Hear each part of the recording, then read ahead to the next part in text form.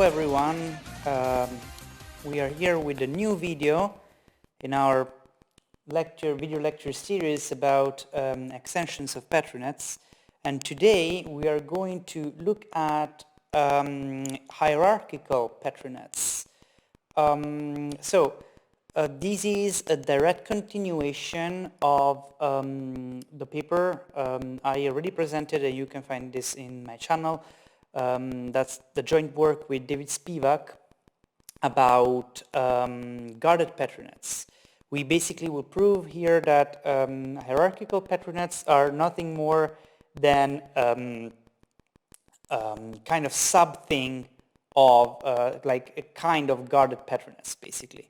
This is joint work with Jelle Herold, and there will be not much new mathematics in this paper. It's basically more conceptual and engineering oriented.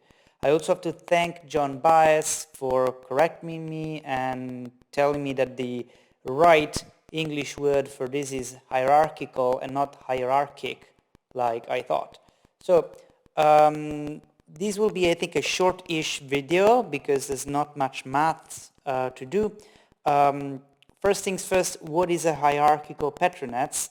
There are many flavors of hierarchy in Petri-nets, and the one we are going to focus on are basically Petri-nets where this transition actually corresponds to a net itself. So what is the idea? The idea is that every time you have a token here, the firing of this transition actually triggers a firing of a child net. We call this one parent. This is child. So you see a token up here corresponds to some token down here, and the same thing here. So basically, when this thing fires, this means that some execution happened down here. So for instance, for T to fire, either U1 or U2 has to fire before. As you can see already from this picture, there are some subtleties and problems. So for instance, in here, U2 will give back 2 tokens, in here just one. So you see that this shape here does not correspond to this shape down here. So the question is how we make all these things compatible. And this is mainly what we will do in this paper. And the idea is really simple. So a prerequisite for this paper is, as I say, the paper about guarded nets that you can find in my channel. So make sure you understand that stuff first and then maybe come back to this. By the way, there are also other flavors of Petri-nets and hierarchic nets, another very common formalism is the formalism of nets within nets, where basically your own tokens here are Petri-nets. And you know, when tokens travel around up here, some stuff has to happen in the nets down here. I was discussing publicly on Zulip exactly about this with Jade Master. She just wrote a blog post that shows how to make this work. And indeed, the idea there is similar to what we're doing here. It's again grating deconstruction all over the place, which, as you probably already know, is also what we use in our approach to hierarchic nets and extensions of nets in general. And I'm very happy of this because, again, it's further proof that the grating deconstruction and this kind of vibration-based approach, functorial semantics-based approach is the right paradigm to describe this stuff. So let's dive in. I already told you everything about nets and how they generate free symmetric strict monodal categories or commutative monodal categories. So again, check the other video out if you want to refresh this. This is, as I say, the idea of our hierarchical Petri-nets. So, you know, we have this transition up here. This consumes 2 tokens from the left gives back 1 token on the right, and the idea is that for this to fire, furthermore, something has to happen in this transition back here. And then again, basically you can think about it like the 2 tokens that transition up in the parent net is going to be firing gets teleported down here. The 2 transitions in the child net fire, and then the result gets teleported up here. So now you may ask, okay, if this is what you want to do, can't you just erase the transition in the parent net and glue these nets together, like copy paste the nets together? And the reason is no. Because first, as you can see, the shape of the transitions can be dramatically different. In here, the transition in the top layer consumes 2 tokens, while the ones in the bottom always consume 1. And the second reason why you don't want to do this is because from an engineering perspective, you want to represent things as atomic. So you see, in here, in figure 2, we did exactly this. We replaced the child nets in the parent net, but now the act of firing the leftmost transition in the parent net was atomic before, and now it's not, because it has been replaced by 2 transitions. We want to leave these as an atomic event, and later on I'll show you why this is important from an engineering point of view. So, okay, how do we do this? It's actually rather easy. We use our span formalism as always.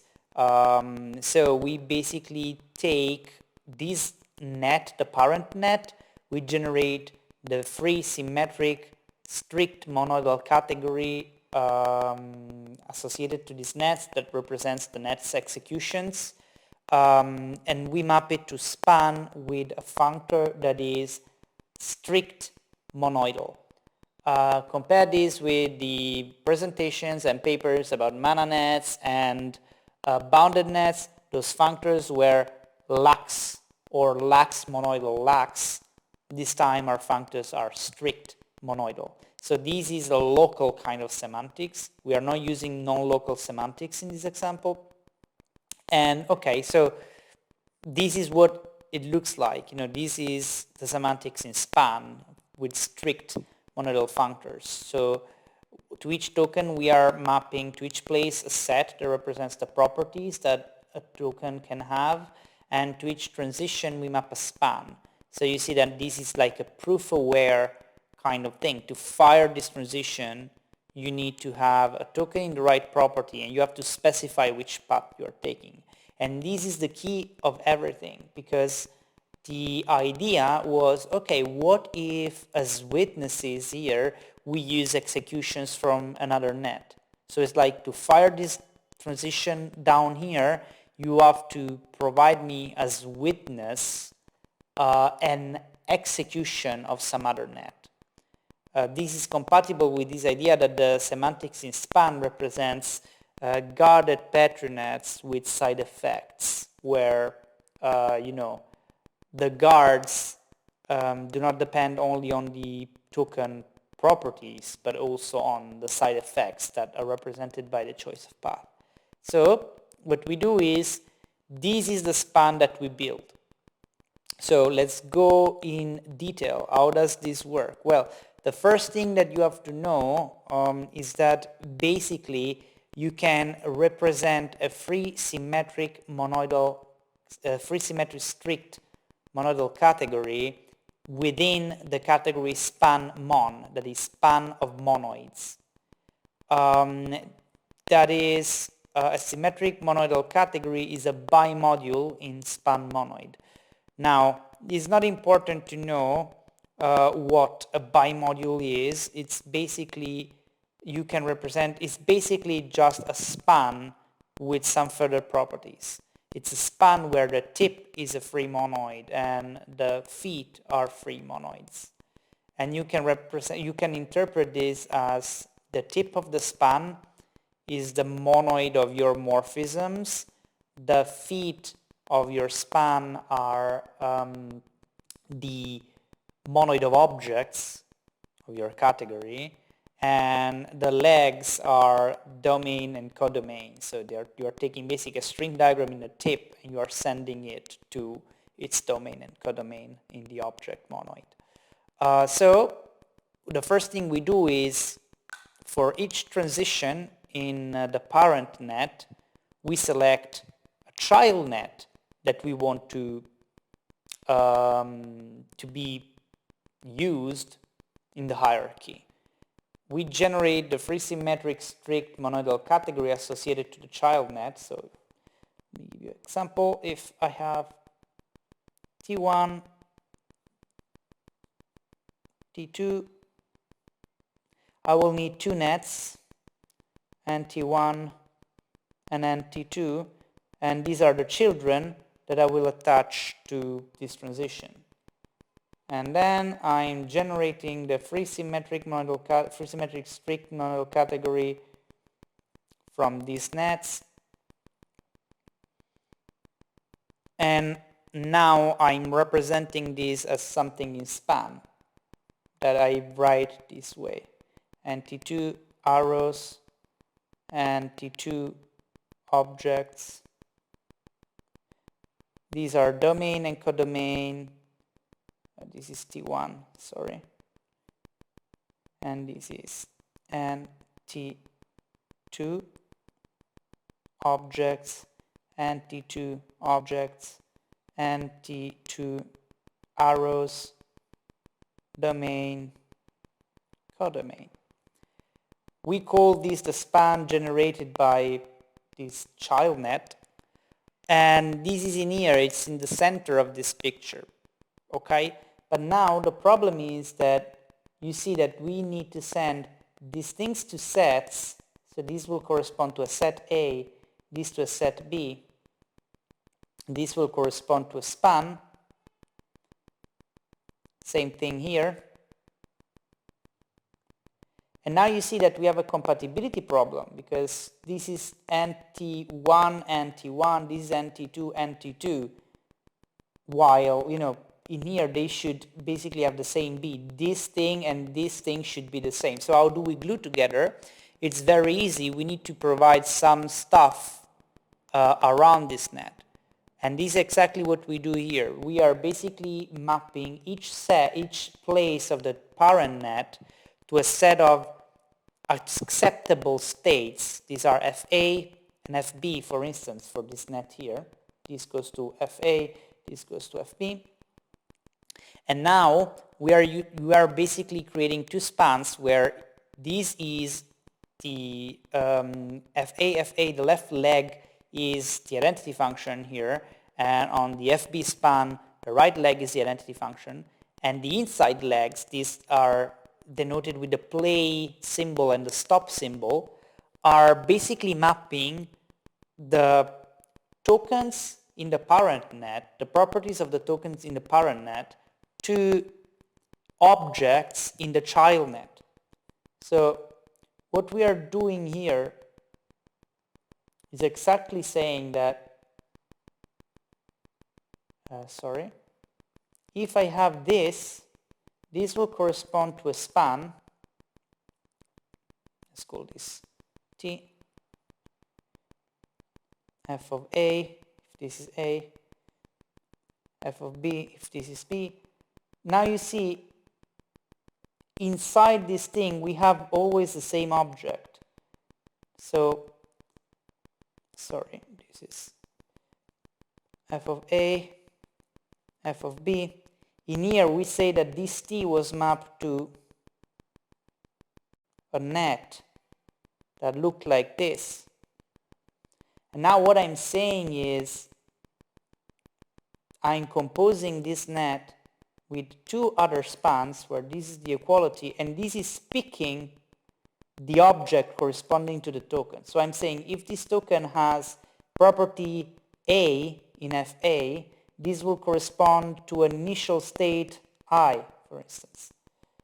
And in here, you know, if a computation ends in E, for instance, a computation in here is provided by a string diagram, by an arrow in the tip of the span. If this ends in E, what I'm saying is, cool, this means that there are some tokens in here that will correspond to E. And this is exactly what these play and stop are giving you. These are relations that link tokens in the parent net with tokens in the child net. And now you see that you can compose these spans. So you have these three spans, and basically you obtain a big span just by doing the iterative pullback. So very easy. And now things are compositional. And you can apply the usual trick. You can internalize all this and do the grating deconstruction, basically the category of elements or total category, depending on how you look at things. And as usual, this construction has the property of promoting single paths in the span world to transitions and single points to places.